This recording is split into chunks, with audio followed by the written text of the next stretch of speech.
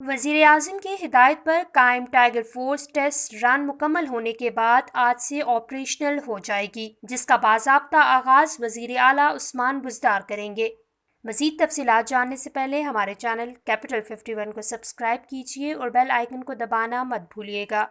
Corona virus جیسے مہلک virus سے بچنے کے لیے وزیر اعظم عمران خان نے ٹائیگر فورس بنانے کا اعلان کیا تھا، جو کہ اب مکمل ہو چکی ہے۔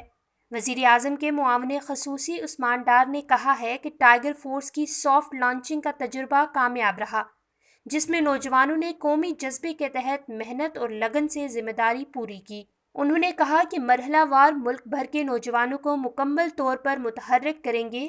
ٹائیگر فورس میں طلباء، سوشل ورکرز، اساتذہ، انجینئرز اور ڈاکٹر شامل ہوئے ہیں، جبکہ صحافی، قانون دان، میڈیکل ورکرز، NGOز سے وابستہ افراد نے بھی رجسٹریشن کروائی ہے۔